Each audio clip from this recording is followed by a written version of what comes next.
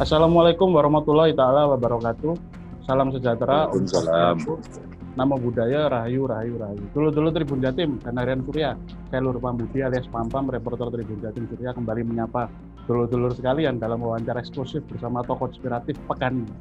Nah, kali ini kita akan ngobrol tipis-tipis, namun berbobot mengenai proses perkembangan perbaikan renovasi Stadion Gelora Bung Tomo yang digadang-gadang sejak 2019 silam bakal menjadi venue perhelatan Piala Dunia U20 pada tahun 2021 tahun gitu dulu.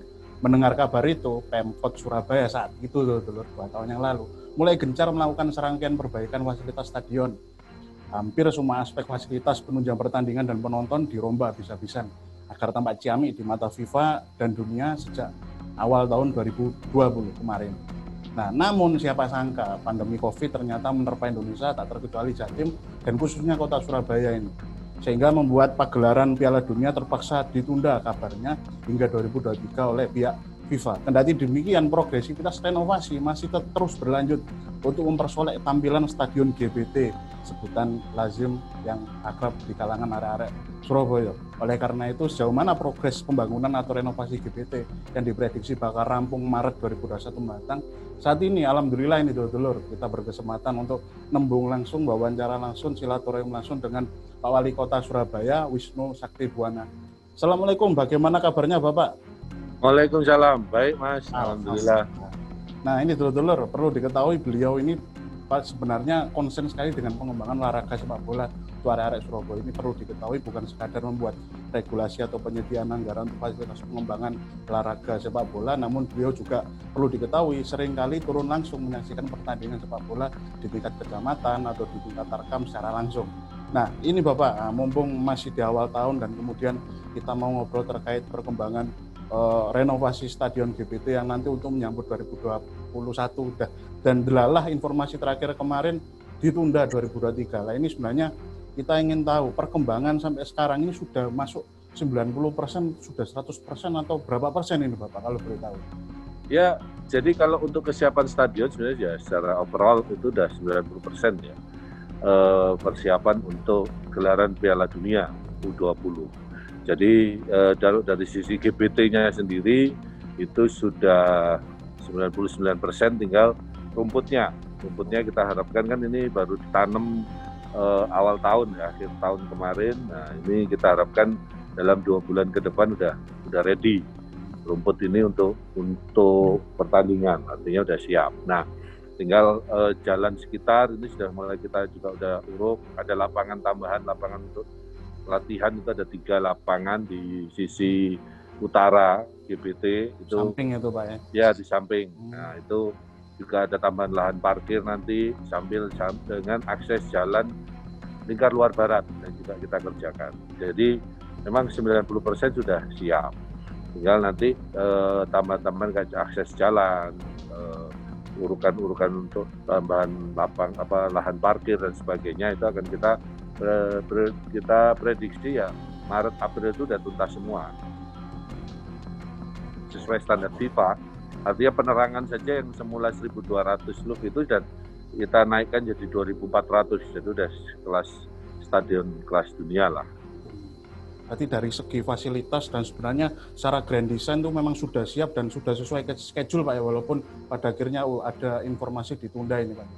Ya, semuanya sudah sesuai schedule, jadi memang Maret akhir itu sudah harus selesai semua dan itu kita harapkan memang sudah selesai semua. Sebenarnya sudah siap untuk dicek FIFA kesiapan itu karena kan gelaran sebenarnya sekitar Juni kemarin rencananya. Nah itu, tapi karena ada kemunduran ini yang lagi kita coba negosiasi ke Kemenpora juga terkait nanti pembiayaan perawatan karena ini kan sudah standarnya internasional. Nah, kalau terus pembangunan sudah dibebankan ke kita, APBD kita, terus nanti perawatan selama 2 tahun ini bagaimana? Apa bisa kita minta bantuan juga dari dana pusat gitu kan? Karena kan merawatnya juga tidak uang sedikit gitu, karena itu sudah standarnya internasional. Yang mengelola besok ini karena masih harus menunggu 2 tahun ini, apakah nanti dari pihak penyelenggara atau murni dari pihak Pemkot melalui Dispora atau semacam apa ini Pak? Ya tetap murni dari pemerintah kota yang memelihara dari Dispora, makanya itu kan kita coba berkomunikasi dengan Kemenpora Mungkin bisa ada bantuan DAK atau apalah dari pusat gitu ya, untuk membantu kita selama peliharaan 2 tahun ini. Karena ya ini kan kompetisi juga belum bergulir, sehingga nanti siapa yang nyewa lapangan gitu kan. Kalau tidak ada yang nyewa kan berarti otomatis tidak ada income di kita. Berarti kan pembiayaan harus perawatan dan segala macam itu kan harus dari kita semua. Nah itu yang lagi kita coba sampaikan ke Kemenpora agar nanti kita ada ya paling tidak bagaimana skemanya ini untuk merawat selama 2 tahun sebelum perhelatan di 2023 itu. Berarti nasib pasca renovasi ini masih terus akan diomongkan Pak ya? Berarti belum dipastikan apakah ini akan pasca direnov sudah ready, apakah masih bisa dibuka untuk umum atau masih benar-benar sebatas hanya menunggu di tahun 2023 lah, ini sebenarnya semacam apa ini? Kalau pasca renov sudah bisa dipakai untuk umum sudah bisa. Nah, skema itu tadi saya sampaikan untuk biaya perawatan itu. Kalau memang sudah bisa dipakai umum, namanya ini kan stadion sepak bola. Nah, berarti kan selama ini income PAD kita itu dari GBT itu bisa mencapai melebihi target itu bila ada kompetisi, karena Persebaya yang pakai di sana. Banyak pertandingan gitu kan. Nah, kalau misalkan ini kompetisi aja belum tahu kapan bergulir, nah kalau masa pandemi itu tidak ada kompetisi, berarti kan stadion ini tidak ada yang nyewa ini nanti. Nah, ini harus kita pikirkan, terus pembiayaan perawatannya seperti apa. Selama ini kan dengan dari PAD yang diterima oleh stadion ini cukup lah, lebih mungkin untuk merawat. Apalagi ini standarnya internasional, sehingga kan perawatannya juga akan lebih mahal daripada biasanya. Itu yang kita harapkan, sehingga nanti kesiapan di 2023 itu tidak mengurangi kesiapan dari stadionnya sendiri, karena perawatan kita juga harus maksimal. Pak, ini mau tanya ke jenengan secara visioner ke depan. Grand design kemajuan olahraga dari momentum renovasi GBT yang standar internasional ini sebenarnya ada optimisme macam apa Pak yang ingin jenengan munculkan pada benak warga Surabaya ini? Kalau kita melihat event, apalagi ada event-event yang ini tahun 2023 adalah Piala Dunia, ini kan event internasional Pak. Sebenarnya kemudian korelasinya dengan GBT yang dibangun ke standar internasional, ada pesan apa atau ada optimisme apa Pak yang ingin jenengan dorong pada arek-arek Surabaya ini dalam segi pengembangan sepak bola olahraga?